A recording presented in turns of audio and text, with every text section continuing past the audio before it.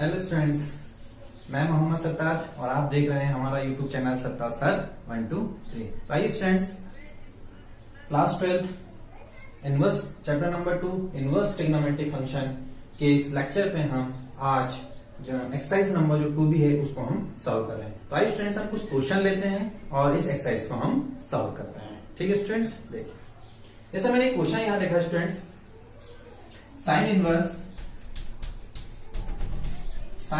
Sign 2 pi by 3। Students, जैसा कि आपको पता है कि मैंने पिछली क्लासेस में जो मेरे पिछले लेक्चर्स हुए हैं, पिछले वीडियो जो मैंने बनाया है उसमें मैंने बहुत सारी प्रॉपर्टी को क्लियर किया है, बहुत सारी प्रॉपर्टी को मैंने प्रूफ भी करके बताया हूं। तो सारी प्रॉपर्टी को पहले आप एक टेबल बना के लिख लें, है ना, क्योंकि प्रॉपर्टी पता होगी तभी हम इन सारी वैल्यू को निकाल पाएंगे, है ना, आगे के प्रॉब्लम हम सॉल्व कर पाएंगे। इसलिए पहले ही बोल चुका था कि इनको बहुत अच्छे से आप नोट कर लें। ठीक है, फॉर्मूले को नोट कर लें और बहुत सारे जो प्रॉपर्टीज हमने लिखे हैं वो नोट कर ले। करे होंगे वैसे, ठीक है, तो आप नहीं करे होंगे तो आप पिछले वीडियो से निकाल के इसको नोट करें। देखो स्टूडेंट्स, अब जैसे यहाँ पर हमको दिया है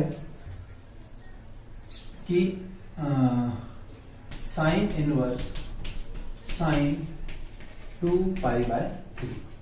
अब एक फॉर्मूला याद आता है हमें कि हमें पता था, हमने पढ़ा था कि sine inverse sine theta is equal to क्या होता है, थीटा होता है। लेकिन ध्यान रखिएगा स्टूडेंट्स, ये sine inverse sine theta is equal to theta ये तब होता है क्योंकि साइन इनवर्स का फंक्शन है और इसकी रेंज क्या है, -π/2 टू π/2, यानी ये वैल्यू जो है -π/2 से π/2 के बीच में होगी, तब हम इस फॉर्मूले को लगाते हैं। ऐसा नहीं कि यहाँ पर कुछ भी लिखा और लगा दिए, क्योंकि जैसे कि इसलिए क्वेश्चन बड़ा इंपॉर्टेंट है, बहुत अच्छा क्वेश्चन इसलिए बना कि कई बच्चे क्या करेंगे कि उन्होंने कहा साइन इनवर्स साइन थीटा का फॉर्म दिख रहा है, इसका आंसर क्या दे देंगे 2π/3, जो कि क्या कहलाएगा गलत। क्यों?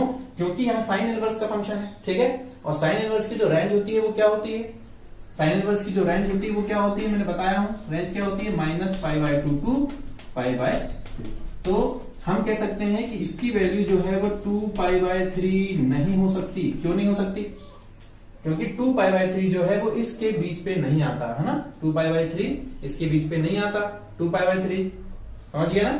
ठीक, तो अब हमको क्या करना पड़ेगा कि इसको चेंज करना पड़ेगा, क्योंकि किसी भी तरीके से हमको इसके बीच में ये वैल्यू को लाना है, तभी हम इसमें ये वाली प्रॉपर्टी लगा सकते हैं। ठीक है स्टूडेंट्स, चलिए तो हम वही देख रहे हैं, हम थोड़ा सा इसको चेंज करते हैं। तो साइन इनवर्स साइन 2π/3 को हम ऐसा लिख सकते हैं क्या, पाई माइनस π/3 लिख सकते हैं क्या स्टूडेंट्स, लिख सकते हैं। पाई माइनस π/3 को जब हम सॉल्व करेंगे तो 2π/3 आएगा। ठीक, तो साइन इनवर्स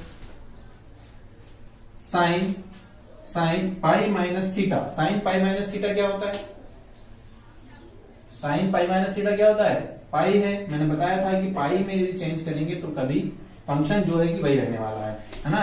और पाई माइनस थीटा, अब वो प्लस में है क्या माइनस में, तो ये आ गया अपन, ये आ गया पाई और माइनस मतलब यहाँ सेकंड, और सेकंड क्वाड्रेंट में साइन पॉजिटिव होता है कि नेगेटिव, पॉजिटिव, बताया हूं पिछली क्लासेस में, ठीक है, ट्रिक भी बताया हूं कैसे। ठीक, तो इसलिए यहाँ पर क्या जाएगा, ये साइन π/3। ठीक है स्टूडेंट्स, मुझे उम्मीद है कि ये बात आपको समझ में आ गई होगी। ठीक है, चलिए तो अब यहाँ पर हम देखते हैं कि क्या π/3 इसके बीच में है, बिल्कुल इसके बीच में है ना, -π/2 टू π/2 के बीच में π/3 आता है। अब हम कह सकते हैं कि यहाँ पर हम वाली प्रॉपर्टी यूज कर सकते हैं, और इस प्रॉपर्टी से हम कह सकते हैं कि ये साइन से साइन कैंसिल हो गया, तो आंसर में क्या आ गया, π/3 आ गया, और यही इसका क्या कहलाएगा, आंसर कहलाएगा। तो स्टूडेंट्स, अब एक चीज हमेशा ध्यान रखिएगा कि यानी जो प्रॉपर्टी हम लगाएंगे तो उसके लिए हमें रेंज, क्योंकि जिस फंक्शन पे हम लगा रहे हैं उस फंक्शन के रेंज से वैल्यू उसके आगे या उससे कम नहीं हो सकती, उसी के बीच में आएगी। रेंज का मतलब ही वही होता है कि उसकी जो वैल्यू होगी उसी के बीच में होगी। तो इसीलिए एसएस का आंसर 2π/3 हम नहीं लिख सकते। क्यों? क्योंकि इसके रेंज में नहीं आता। इसलिए हमको क्या करना पड़ा कि हमने इस फंक्शन को थोड़ा सा चेंज किया, और चेंज करने के बाद हमने प्रॉपर्टी लगाए, और लगाने के बाद हमें दिख रहा है कि ये वैल्यू क्या आ रही है, π/3। क्यों? क्योंकि साइन 2π/3 में जो वैल्यू होती है वह साइन π/3 में भी होती है, इसमें कोई फर्क नहीं आता। ठीक है, लेकिन 2π/3 आंसर हम नहीं लिख सकते क्योंकि वो रेंज में नहीं आता। आगे समझ में? चलिए जल्दी से नोट कर लीजिए, और क्वेश्चन लेते हैं, फिर और समझ में आएगा।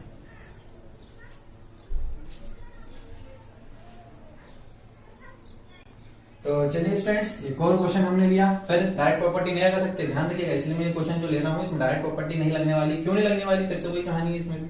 ठीक है, क्या कहानी है कि साइन इनवर्स साइन -600, ठीक है। तो sine inverse sine theta is equal to theta ऐसा लिख सकते हैं क्या? नहीं लिख सकते। क्यों नहीं लिख सकते? क्योंकि ये साइन इनवर्स है और साइन इनवर्स के वाले फंक्शन की वैल्यू किसके बीच में होनी चाहिए? -π/2 टू π/2। क्योंकि -600 जो है वो -π/2 से बहुत कम हो जाता है, यानी ये उस रेंज में तो नहीं, इसकी रेंज में नहीं आता। इसका मतलब है कि इसको हमको चेंज करना पड़ेगा, तभी हम इसको सॉल्व कर सकते हैं, ठीक है। क्योंकि इसमें तभी हम प्रॉपर्टी लगा सकते हैं जब वो उसकी रेंज में आए, वैसे बिना रेंज के हम प्रॉपर्टी नहीं लगा सकते। चलिए स्टूडेंट, तो चेंज करने का हम यहाँ पर कोशिश करते हैं। तो ये हो गया sine inverse sine minus theta is equal to क्या होता है? माइनस साइन थीटा होता है। शायद ये बात आपको पता होगी, नहीं पता होगी तो भैया पता रखना है, प्रॉपर्टी सब लिखवाया हूं, ठीक है। क्या कि sine minus theta is equal to क्या होता है? माइनस साइन थीटा होता है, ठीक है। कोई दिक्कत स्टूडेंट्स? अब हम इसको डिग्री के फॉर्म में, हम पाई के फॉर्म में पहले चेंज कर लेते हैं कि 600 को कितना लिखा जा सकता है। तो अपन यहाँ पर कर सकते हैं 600 को। तो हम भी कहते हैं कि 600 को यदि हमें चेंज करना है, तो मतलब पाई में यदि चेंज करना है तो हम इसको क्या लिख सकते हैं? सबको आना चाहिए, डिग्री को पाई में कन्वर्ट करते हैं, है ना, और पाई को डिग्री में कन्वर्ट करते हैं। वैसे उम्मीद है मुझे कि सबको आता भी होगा। अब 600 है, इसको हमको यदि हमको चेंज करना है तो कैसे करेंगे? तो चूंकि हम जानते हैं कि जो पाई होता है वो कितना डिग्री होता है, या ऐसा कह सकते हैं हम कि 180 डिग्री इज इक्वल टू क्या होता है स्टूडेंट? पाई। मैं बिल्कुल 11th क्लास के बेस में बता रहा हूँ कैसे चेंज करना है, ठीक है। अब हम कह सकते हैं कि 1 डिग्री जो होगा वो किसके इक्वल हो जाएगा? पाई अपॉन 180 के इक्वल हो जाएगा। अब हमको जितने को चेंज करना है, 600 को चेंज करना है तो हम इंटू क्या करेंगे यहाँ पर? 600, तो यहाँ भी 6 का इंटू हो जाएगा। होगा कि नहीं होगा? होगा ना, ठीक। तो ये हो गया, 1 0 से 1 0 कैंसिल, 6 3 जा 18, 6 10 जा 60। अब और कैंसिल नहीं हो रहा तो हम इसको क्या कह सकते हैं? 10π/3 लिख सकते हैं कि नहीं? लिख सकते हैं ना, 10π/3। तो इसका मतलब है कि 600 डिग्री को हम पाई के फॉर्म पे क्या लिख सकते हैं? 10π/3। तो हम इसको पाई के फॉर्म पे लिख लेते हैं स्टूडेंट, तो ज्यादा बेहतर रहेगा, ठीक है। तो ये हो गया माइनस साइन, इसको क्या लिख सकते हैं? बताया मैंने, 10π/3, ठीक है स्टूडेंट्स। अब हमको 10π/3 आंसर नहीं है ना, वो किसके बीच में आएगा? इसकी रेंज क्या है? मैंने भी बताया कि इसकी जो रेंज है, साइन इनवर्स की जो रेंज होती है वो किसके बीच में होती है? -π/2 टू π/2 बताया था, ठीक है। चलिए, तो देखो स्टूडेंट्स, अब हमको चेंज करना है किसको? 10π/3 को, ठीक है। तो कैसे चेंज करते हैं देख लेते हैं। साइन इनवर्स माइनस साइन 10π/3 को हम लिख सकते हैं क्या? देखें, 3π + π/3 लिख सकते हैं क्या?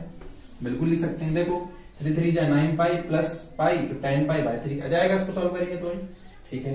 तो हमने इसको चेंज करके ऐसा लिख लिया। फिर हो गया साइन इनवर्स माइनस साइन 3π+, अब ध्यान रखिएगा स्टूडेंट्स कि साइन पाई प्लस थीटा, मैंने बताया था कि ये साइन थीटा ही होगा, फंक्शन पाई पे चेंज होता है तो बदलता नहीं। बस अब हमको देखना है कि वे माइनस में आएगा या प्लस में। तो साइन पाई प्लस थीटा मतलब साइन पाई हो गया 180 हो गया, प्लस मतलब आगे पहुंच गया, मतलब थर्ड क्वाड्रेंट में, और थर्ड क्वाड्रेंट में क्या होता है? वो माइनस होता है, ठीक है। तो हम कह सकते हैं कि यहाँ पर क्या आने वाला है? ये माइनस थीटा। तो सेम इसके साथ भी वैसे ही होने वाला है, क्या कि 3π, चाहे अब पाई प्लस हो, पाई हो सकता है, 2π भी होगा तो बात वही, 3π भी होगा, nπ, ठीक है। कुछ भी पाई लिखा रहे यहाँ, पाई प्लस की प्रॉपर्टी इसी के अकॉर्डिंग होगी, ठीक है। तो इसी तरीके से यहाँ 3π + थीटा, तो इसको हम कह सकते हैं कि ये कितना जाएगा? 3π + थीटा जो हो जाएगा वो क्या जाएगा? sin π/3, लेकिन वो माइनस जो आएगा वो माइनस माइनस इसको क्या कर देगा? प्लस कर देगा, ठीक है स्टूडेंट। समझ में आया कि कौन सी प्रॉपर्टी लगाया मैंने? ये वाली। तो ये माइनस जो आया था इसमें, ये माइनस पहले से था, इसमें माइनस sin π/3 आएगा, तो वो माइनस माइनस क्या कर देगा? उसको प्लस कर देगा। अब साइन इनवर्स साइन प्लस नहीं है, कोई दिक्कत नहीं है, कैंसिल हो गया, तो आंसर क्या आ गया? π/3, और यही इसका क्या कहलाएगा? आंसर।